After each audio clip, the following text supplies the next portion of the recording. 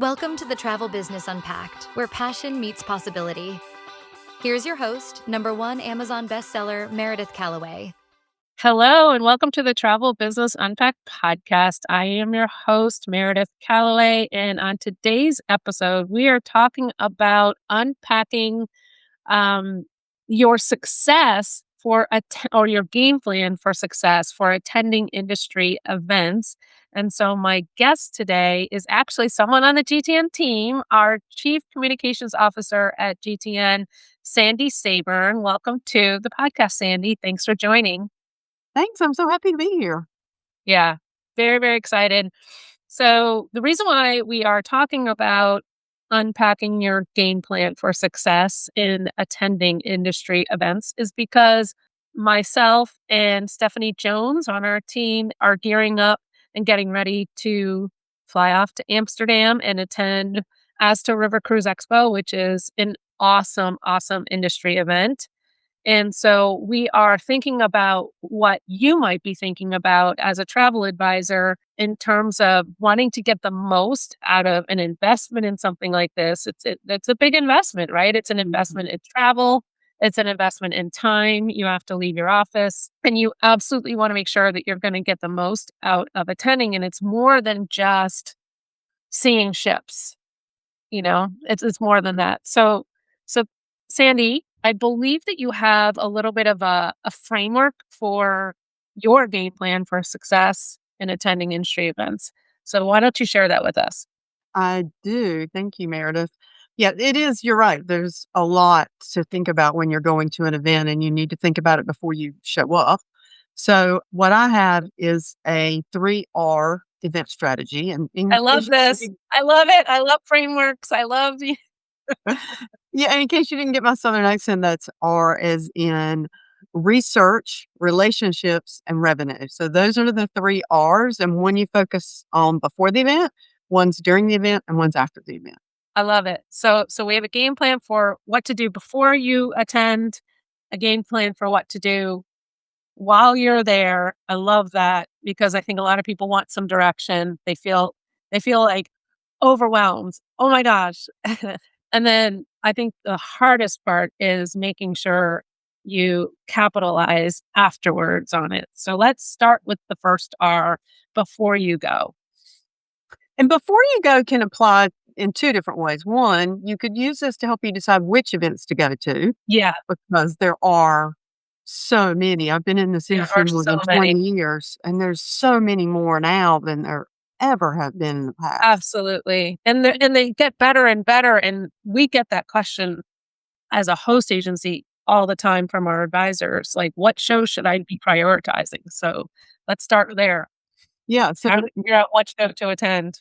So I think the first thing that you have to do when you're thinking about what show to attend is to do two things. One, be really clear about what it is you want to get out of that show. Sometimes we go after what we all call travel candy, and it's like it's in a place that you really wanted to go to, so you're just going to go. But for most people, it's more about what the theme is or what the organization is that's hosting it. So you need to really think about, if I take not only the money to go to this, but the time, because you have to remember that everything you choose to do, there's an opportunity cost. So that means you can't do something else. You don't have the time to do something else. And while it's a nice thought that a travel advisor can work from anywhere thanks to technology and the internet, the reality is you're not as productive when you're on the road as you are when you are working in your office, whether that's at home or in an office somewhere. So the first thing you've got to do is figure out and be honest with yourself. What is it that I'm going to get out of attending this event? And how do I prioritize all the ones that are available to me over the course of the year? And I would suggest that you look at the second R, which we'll talk more about in detail, and that is relationships, in considering which ones to attend. Where do you need to build and maintain relationships? And I would say that for most travel advisors, they are with your host agency and your consortia first and foremost. And then after that, then you have a lot more choice of events. And for Asta River Cruise Expo, that's an opportunity to really do a deep dive into a particular type of travel, type of product. But when you're looking at the whole scope of the year and what you're going to do, you've got to really be strategic about your time and your money and thinking about those. So, like with our advisors, what I tell people is I think our conference is your number one priority to maintain your relationship with your host agency. Your number two priority is Virtuoso Travel Week because Yeah. you're a part of Virtuoso. If you want to be a successful luxury advisor, you need to be at Virtuoso Travel Week. And you don't have to go every single year, but you definitely need to make it a priority to go frequently and build those relationships and maintain those relationships. So, Yeah. prioritizing Virtuoso Travel Week is really incredibly important. Yeah, I would agree that I love this answer is if your host does a great job, which a lot of hosts do a Mhm. great job with their annual conference, Yes. that should be your number one. That's what we tell our advisors is your GTN conference should be your number one priority. And then your number two priority is Virtuoso Travel Week, which is um, also an awesome. In fact, it came up I recorded an episode a few days ago and it came up on that episode. I like to ask the question at the end of these podcasts of the advisor, can you name and pinch me? Oh my goodness, I can't believe I get to do this for a living moment because it's such a great industry. And Lang Taylor, his answer was Virtuoso Travel Week. So, Aw. because he said it is overwhelming, but Mhm. it was so he said it's just so you can especially when you haven't been in this industry that long and you're meeting hoteliers and learning about hotels and travel experiences and tour operators and the kind of things that you didn't even realize existed and the kind of experiences that they create and you're getting you know you're shaking the hand of the actual person who is at that hotel that is looking after your clients when you're there and you're making all these mental notes. So now I'm starting to get overwhelmed thinking about this. So let's carry on to so where do we figure out what events are even out there beyond our hosts conference and something like a Virtuoso Travel Week, or if you belong to another consortia, they have their annual events as well. It can be difficult to find what's going on out there. And then you have the events that are the big events like ILTM, which Mhm. is International Luxury Travel Marketplace, although I don't think they ever use that. But if I use an acronym, I like to explain what it is. ILTM is a big one, but you have to apply to go. And Yeah. then some of the other organizations, some of the media companies do a great job with some of the events that they do. And so there's a lot out there and you can't do everything. Although I suspect there are some people in our industry who pretty much just go to events and don't really sell that much. I mean, listen, I think that would be a fun life just to go to all the events and see all the things. But if you're serious about making money and running a business, that's not the way it works. But I think that the right thing will find you. So I think if you first focus on your host agency or consortia or whatever organizations you belong to, you picked those organizations for a reason. You said, this is the community that I need to be connected with to be successful. And so if you pick those organizations for a reason, then you need to be immersing yourself in what it is that they do and what it is they teach. And with Virtuoso Travel Week in particular, there is no other event out there that is as big as that one, but also that combines the opportunity to connect with partners, professional development, and connecting with peers on such a massive scale. So Yeah. I think that the right thing beyond your agency and consortia will find you. So I wouldn't be stressed about I wouldn't spend time going out searching for events. Hmm. Yeah. I wonder if there's a correlation. We talk a little bit, or at least in the book, The Seven Figure Travel Entrepreneur, there's there's the phases to the travel entrepreneurial journey. Do you think that there's a correlation to what shows should be putting on your radar based upon where they are in the journey? So if they're in phase 1 or 2, they probably should be looking at different shows than if they're in phase 3 or 4 and beyond. Yeah, somewhat. I mean, I think at all levels, the connecting with those key communities you're part of, host and consortia, transcends all the levels. But certainly earlier on, you're more focused on developing your toolkit Core. and all of Yeah. your core business knowledge, all of your core travel industry knowledge. And so that might affect somebody maybe to go to something like River Cruise Expo if they've never really sold river cruises or never been on a river cruise. So somebody who's been selling river cruises for 10 years probably doesn't need to go or probably doesn't go every year. They might go every other year instead so that they can keep up with the new hardware, what's coming out. They're just more selective about it. So I would say that early on in the process, those events are probably more focused on product knowledge and or connecting with your community. And then later on, it's really a lot of it is about relationships and how can I positively impact my revenue. Yeah. Is there anything else in the research phase that you wanted to touch on, or is it time to move Mhm. on to? Okay, so what else is there on the research phase? So I would actually before you go to an event, so once you've already decided, like River Cruise Expo, you're going to River Cruise Expo. Um, I would now that you know that you're going and now you know who's going to be there, take some time to do some research and make sure Yes. you understand who the river cruise lines are that are going to be there, the ships that are going to be there, and make it a priority of which ones you want to see and which ones are most important to you. And the way I would start with that is looking at your host agency and or consortium and see who on that list is preferred with them. And so you can at River Cruise Expo see every single ship. And that's one of the it's one of the most amazing events for that reason because of the way everything is right there. And river cruises Yeah. are so much easier than ocean cruises to Oh, get yeah. on and off of.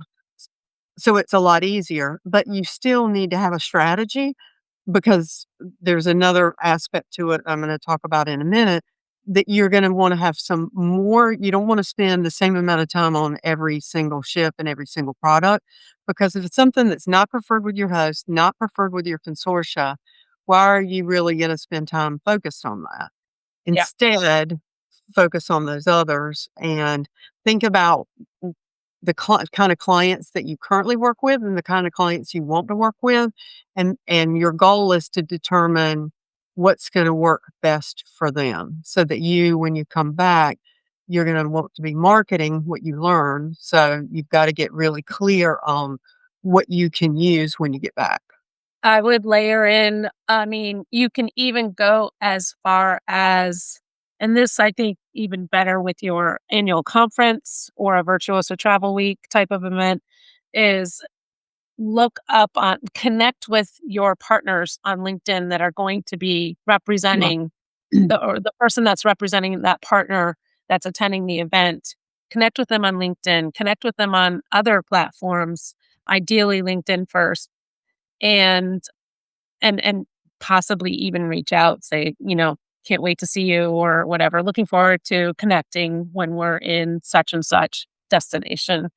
Yeah. Um, And I would also make sure that when you are looking at who to connect with, if you are working with a particular river cruise company, make sure you know who the rep is for you with that company. They may or they probably won't be at every event that you happen to go to because there's usually so many of them. yeah, But it's embarrassing when you're talking to somebody and they say, "Do you know who your rep is?" And you're like, "No, I don't." So it makes you sound like you're not really serious about their product. So make sure you know who that person is. So I think that it's important to go with whether you do it on paper or whether you have it on an iPad or you have it as a document in your computer, to have some sort of a list and a strategy of ideally the products you wanna connect with and the people that you yeah, want to connect with because, this industry events aren't just about learning. They're about building knowledge, relationships, and confidence that you can use to serve your clients better. And so doing some prep work ahead of time will make sure that you get the most out of that time while you're there. Yeah, I love that. All right, the middle phase, the while you're Yeah. there. Yes. While you're So there. So what is the game plan for while you're at the actual event? So obviously, while you're at the event, you're going to be going. So in the case of River Cruise Expo, you're going to be attending sessions, listening to professional development, like the session that you're going to be doing on stage at River Cruise Expo.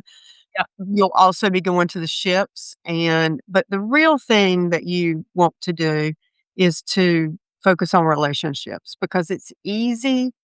The other stuff happens more naturally, so don't let the relationships get lost in all of the shiny object syndrome, because when you're there and there's all these ships, there's a lot of shiny object syndrome.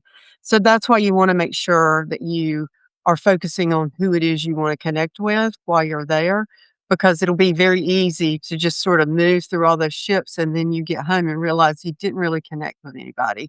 And those relationships are super important as you begin building your business or continue building your business, and having somebody to connect with. And it's not just suppliers. Have conversations with other advisors, even if Yeah. they're with a different consortia, a different host agency, whatever. It doesn't matter. You can learn Yes. something from everybody. You can learn something from everyone. You never know, right? When you have a conversation with another advisor even, you learn about things that you don't know that you don't know. Right. You might not be with the right host, and you feel kind of stuck because it's not uncomfortable enough that you feel like you need to leave.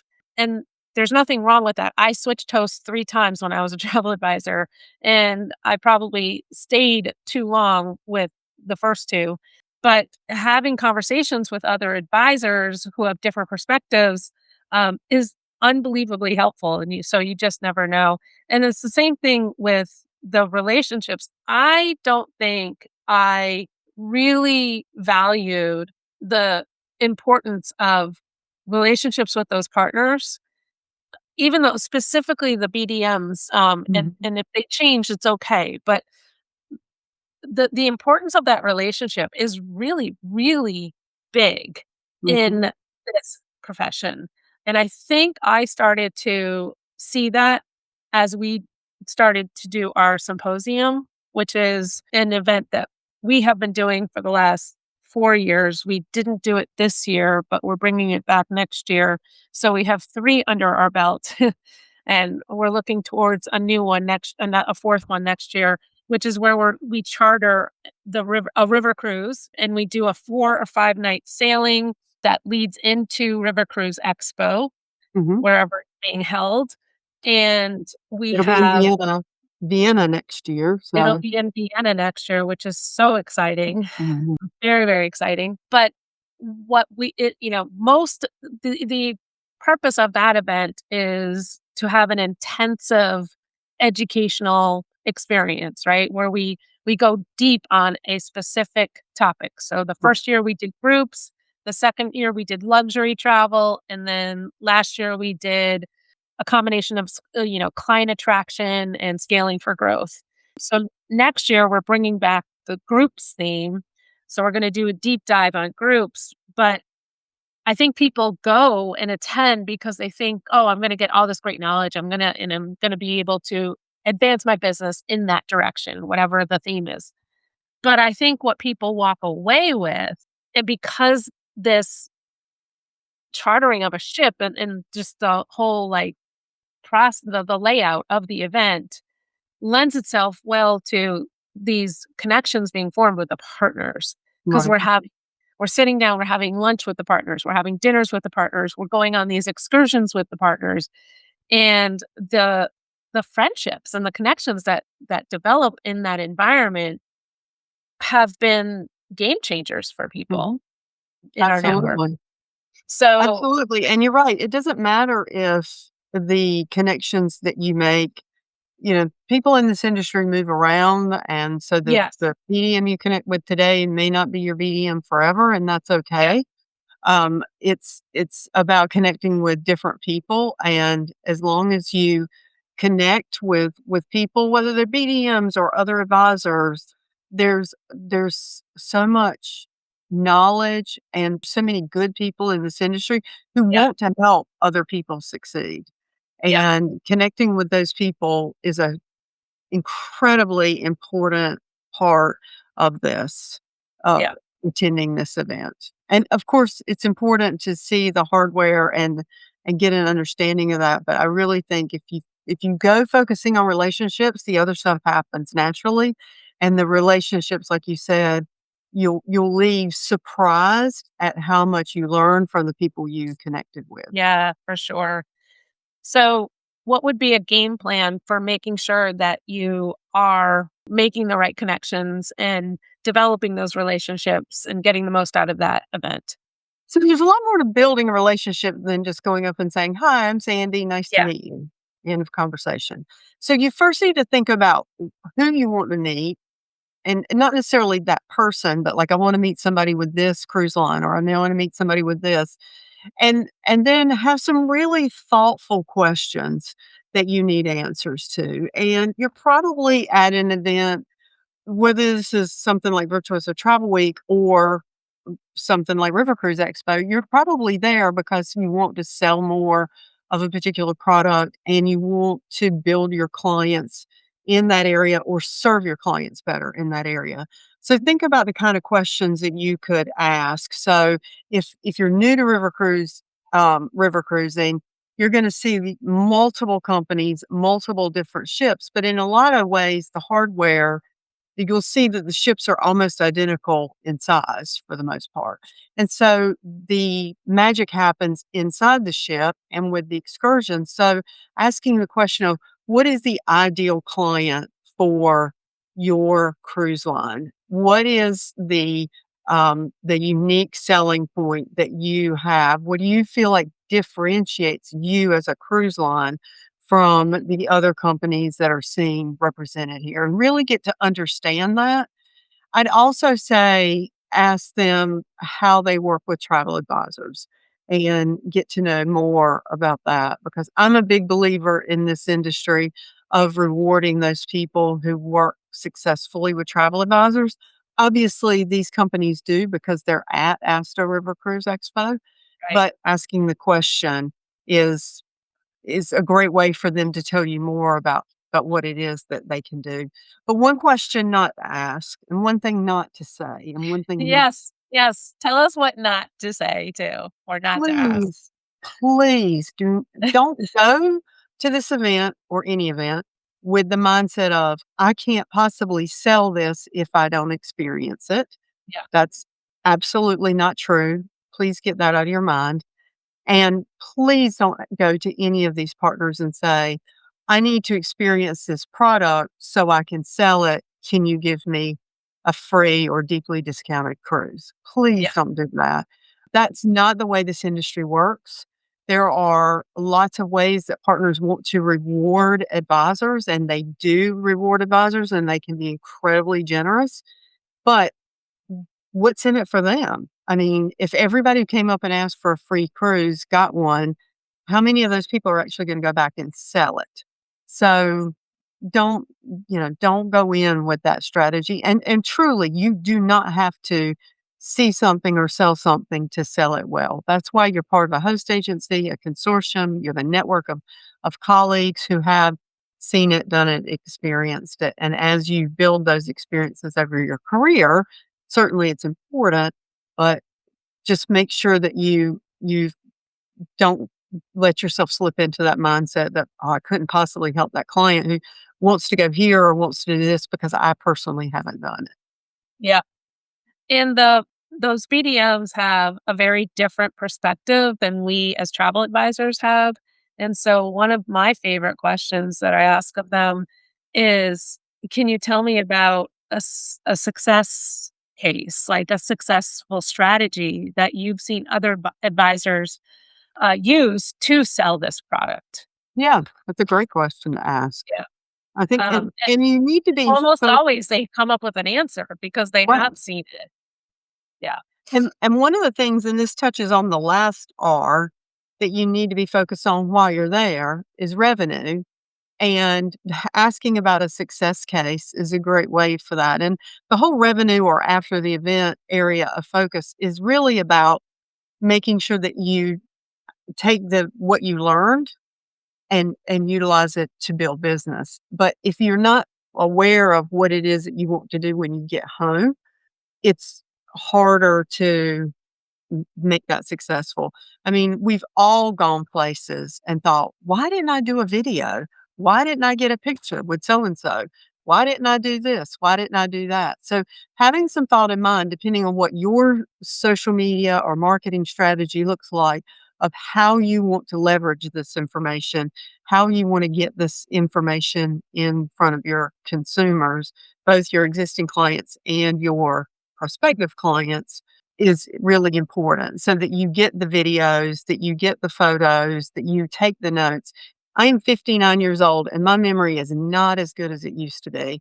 And if I don't write it down, I'm probably going to forget it. So while you're there, make lots of notes. On the plane trip home, make lots of notes. When you get Yeah. home, I know when you get home, your inbox is going to be exploding. There's probably not as much things in there that require immediacy as you think there are. So even if it's just a couple of hours, take a couple of hours to really focus on what you learned and how you want to leverage it. Because leveraging that experience is what can make the difference between just going and using it over the course of the next few weeks and months to really build business. Because it doesn't all have to happen while you're there. Yeah. In fact, I would say when you're putting this event in your calendar, I would put like maybe even a whole half of a day in your calendar, the day or two after you get back. Maybe not necessarily the day the day your first day back at work, but maybe your second day back at work. Give yourself a big chunk of time to load up the contacts, send the follow-ups, whatever it is that you need to do. Also use your plane ride, especially if you're going Yeah. overseas. Use your plane ride to do that too. But that made me think about something that I think is also my marketing team has me all like a list of things that they want me taking pictures of and videos of so that we can be posting while we're there. So I love that. And so back in the research, that also is probably something you should be doing before you go is giving yourself a list of the photos you want to take, the videos you want to take, so that you can be executing on your digital marketing strategy and it doesn't feel like hard work. It actually feels like fun. Yeah, I think that's brilliant. I'm not naturally wired for social media and posting and digital. I mean, I love digital, but I'm not that whole social media thing is not how I'm naturally wired. And so having somebody to give me a list and say, make sure you do all these things is Yeah, incredibly helpful. And if you don't have that list, I bet if you go into any AI program you use, for say, sure. this is where I'm going, this is what I need. But the other thing I would do is also think about the kind of clients that you have who might be interested in this. How impactful would it be to send an email when you get back to say, "Hi, Miss Smith, you and I talked about the possibility of doing a river cruise at some point, and I saw the ship. I think it would be amazing for you. Here are some pictures I took." I Right. mean, that's not salesy or pushy, but it is incredibly impactful because your clients know that And you here's are and here's a Christmas market's itinerary where they actually have some availability that I highly recommend. exactly. That I mean, that kind of thought is what makes a difference between uh, advisors who have really connected, long-term Yeah. profitable clients and those that are just doing the booking, churning, burning. Like, I love the idea of going ahead and blocking your calendar and Yes. just even if you could only do an hour, maybe 3 or 4 days, that you can accomplish a lot in that period of time to do follow-up. And it's probably more than 90% of the people who are going to do. You could also do like an hour a Mhm. day that whole week, Yeah, so that it's not all you're not trying to get it all done in one block. You could Right. just schedule it out every day for the entire week that you Right. And return, schedule it out. an hour a I'm a day. big believer in scheduling things for when you are most Most creative. productive. So for me, Mhm. it's morning. So I would want that to be like the first block every morning before I Yeah. get into anything else, because we all know once you open that inbox, everything else goes away. It That's just explodes on reality. you. It And, does. you know, a million people demanding your attention and demanding some kind of follow-up action. Right. They have really critical, important things they need to know because they're traveling in 6 months, and they need to know Right. today the answer to this question. Yeah. Hey, Travel Business Unpacked listeners, Meredith Calloway here. If you're enjoying the podcast, I've got something else I think you'll love. The book, The Seven Figure Travel Entrepreneur, is officially out now. It's all about building a business that's intentional, profitable, and actually sustainable, and leads to six-figure earnings. And I've made the entire first chapter free for you. It's my way of saying thank you for listening and being a part of this community as you build your luxury travel business. You can download it now at giftedtravelnetwork.com/book. Now, let's get back to the episode. All right. So, is there anything else you wanted to touch on in this while you're there phase? I think the other thing is I would just encourage you to be curious. Don't dismiss things because you think, "Oh, I don't know that brand, so I'm not going there." Even if it's a brand that's not preferred with your host, not preferred with your consortium, I would at least do a walkthrough of the ship because that's Mhm. easy to do. It won't take much time, and then at least you'll know. And then when a client says, "Oh, well, what about this cruise line?" Mhm. Then you can say, "I've seen it, and here's what I've seen." The cabins are smaller, or whatever the case might Yeah. be. And so then you have at least some knowledge of it. You're there, you Yeah. might as well make the most of it. I think that again, these events aren't just about learning, they're really about relationships, and it's also about confidence. Because once you've been and you've seen all this and you've heard people talk and you've interacted with other people, then it really helps you feel a lot more confident in working with clients and recommending different itineraries and products. Yeah. I started to think about something that we didn't touch on in the Mm, first two phases. And I think before we move on to this final phase, let's talk about it. I know you're going to want to talk about it. okay. Is let's talk about what to wear. Mm, yes, I did love to talk about what to wear.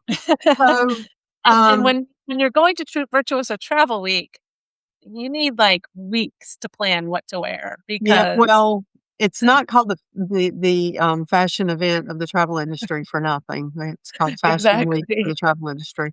Um, I am a big believer personally that what you wear says a lot about you before you say a word, before you open your 100%. mouth. And I want to be clear. I am not saying that you need designer everything. I'm not saying you have to spend a lot of money, but even though you're going to be walking around a lot and you want to be comfortable, you can still be comfortable and look professional. So remember, you're meeting people for the first time. They are going to make a judgment on you based on how you present yourself. And so I encourage everybody to really think twice about what they wear, and just make sure that it's in line with what it is that you're doing, especially at Virtuoso Travel Week. Look, you're at a luxury event, so you need to look nice. And again, it's not about having designer everything. It's just about making a statement that says, that I'm confident and that I know where I was going and I put thought into what I'm wearing so that Yeah. you show up professionally. The worst thing is to show up in, like, not that you would do this in Amsterdam in March, but, flip-flops Right. and I know that there are lots of companies like Spanx and, all kinds of other companies that make incredibly comfy clothes, but Lululemon. yes, so all that athleisure stuff, that's just not it's cool and it's the right labels and all that. Save it for But the it's gym. save it for when you're at home or when you're running errands. It's not the This is a work event, so it's not the place for that. Yeah. And we also know at Virtuoso Travel Week, it is freezing even though it's middle of August in Las Vegas and it's hotter than 100 degrees, it's outside. You barely see the outside, so you need to make sure, you're wearing some layers, but you don't want to be layering up casually. You want to be layering up professionally and in a polished way. Yeah, Las Vegas is very big believer in air conditioning. So it might be literally 115 degrees outside, but it is going to be 68 in the meeting rooms that you're in. So you do more layer accordingly. But I just think if you showed up in a picture with a bunch of other advisors or with executives or with whoever, would you be happy about the appearance that you are putting out there? Is Would I you be think happy? And would you also look like there's a mismatch? right, right. Yeah, You don't want to stand out for the wrong reasons. right. Yeah. Well answered. Very good answer. Hopefully that gives some guidance. Okay, so let's move on to the final phase. I think this is the most cloudy for people is really how to take advantage of attending the event now that you're back and handle the overwhelm. So what are your thoughts and tips? Well, we've already talked about blocking time on your calendar. And so, what you're going to do with that time is, first of all, you're going to follow up with anybody that you met that's possible to follow up with, particularly if they are a supplier. I would start putting together some content that you could use in communication to prospective clients, whether that's a direct something to one particular client to say, "Hey, I saw this ship, learned about this itinerary, whatever." That I think would be a benefit, or at Gifted Travel Network, we're big believers in doing a weekly newsletter to clients that's not salesy, but is just informational. And so this is a great thing. You could do a whole series of newsletters on river cruising. They don't need to go out back to back. You could go ahead and write them while all this stuff is fresh in your head, and then schedule them out to cover a certain number of times. I mean, you could do one on Christmas markets. You could do one on summer on the river, shoulder seasons, or maybe a particular itinerary. So there's a lot of things that you can schedule. And then also scheduling and getting content down for your social media marketing, because that's going to be really important for a lot of people is getting those posts scheduled, going through your photos, which I will be the first one to admit I am horrible at going through Mm, my photos and doing something constructive with them. So just somebody else I'm sure is very good at going through and saying, I can take these and group them this way and use it. This can make a story or a reel. So those are all the things that you want to do. But I think it's also really important to use this information to reach out to potential clients that you've had conversations with about river cruising in the case of River Cruise Expo. yeah, it's a great opportunity. Mhm. You're fresh with ideas and it's just you have a reason to reach out. You might as well take advantage of that reason to reach out.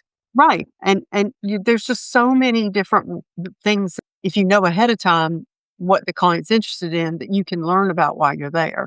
Maybe you've got a client who has some mobility issues, and so they're like, "Oh, I'm thinking about this, but I don't know." A river cruise is really one of the best things for somebody with mobility issues, Ability. um, especially experiencing Europe, which is not always mobility friendly. So, ask those questions while you're talking to people, but in order to be able to do that while you're there, you have to spend some time ahead of time thinking about the kind of clients that you wanna reach out to, and then when you get back, you have to have some time to reach out to them. Yeah, absolutely.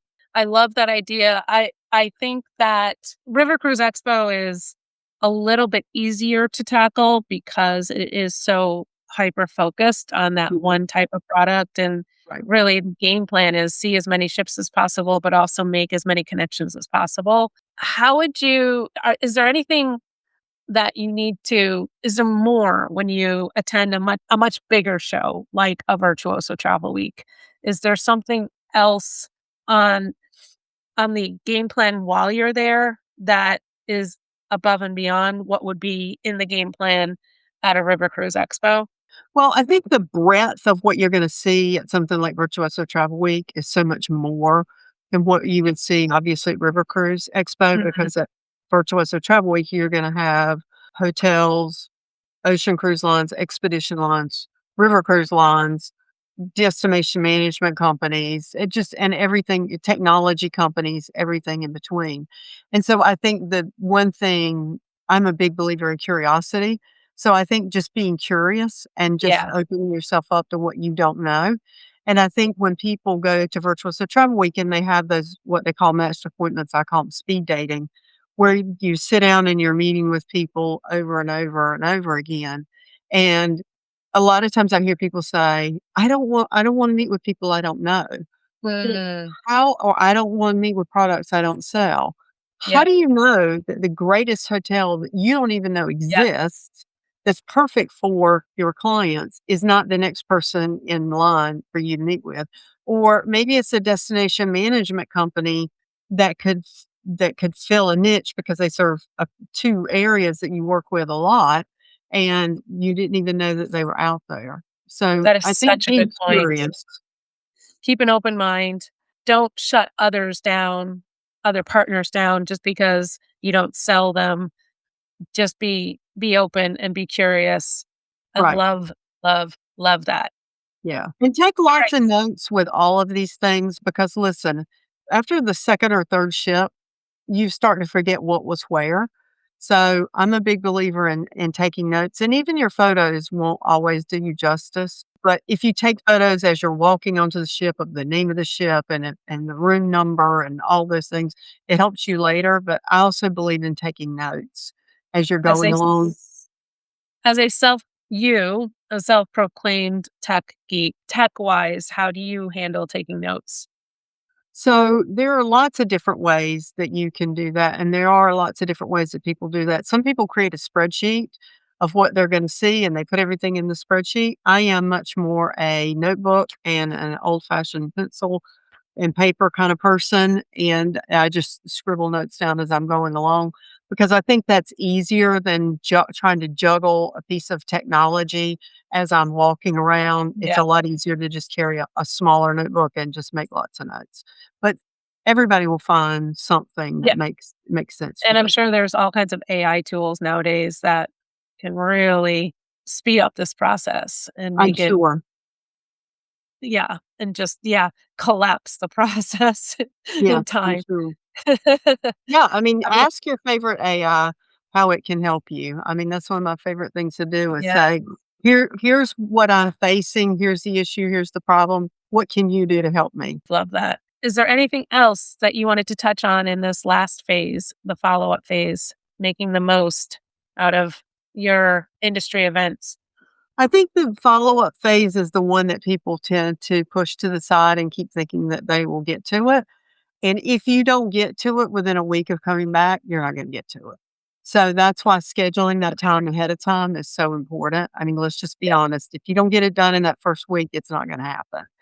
And so schedule the time, put it on the calendar, and block it and be true to it and turn off the notifications on your phone and your computer and all those things and spend that time focused on the follow-up, and it will pay dividends for you, I promise.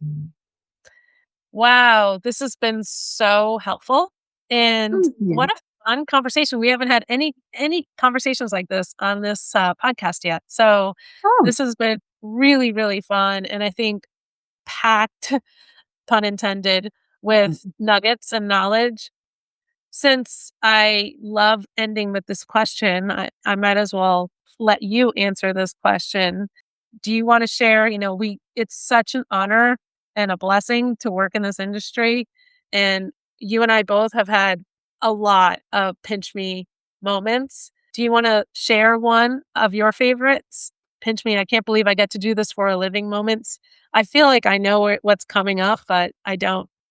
I'm not necessarily sure. So I think that when I attended my first Christmas markets river cruise, to keep Mm, with the theme, and I was walking through Vienna at night, and the lights they have are amazing. yes, And I just remember thinking, I can't this is believe that magical. I get to do this. It is magical. And I'm doing a Christmas markets cruise again this year with my husband, my sister, and my brother-in-law. And so I'm just so excited for them to get to experience that. But I've had lots of pinch me moments, and in London, I was just in Dublin, and it was just like Yes. really wonderful to get to have those experiences. So I've had them on land, on cruise, but I think this is the best industry in the world, Yeah. and I think we're incredibly lucky. I agree with you. I mean, just because it's fun and you're doing something that's built around your passion doesn't mean you're not going to have to do some hard work. There is a lot of Um, effort and a lot of time that it takes and a lot of grit and a lot of courage to be willing to pursue and keep moving forward. March 4th, which was 2 days ago, which is an action verb too. It's not just a date on the calendar, but just keep marching forth, keep doing it. It will pay off in those kind of moments. But mhm. definitely, if you need to be attending industry events, absolutely. Our opinion is that we recommend, your conference event is a top priority. Sorry, your host's conference event, as well as if you have a consortia, their annual event should also be a top priority. And then have fun with all the other ones, but go to them, but go with the game plan. And I think Yes. Sandy an amazing job outlining a really clear game plan for before, during, and after attending these events. So thank you so much for being on the podcast today. Thank you. It was fun to be here. I appreciate it. And I'm sure we'll see you again on this podcast. Sounds like a good plan to me.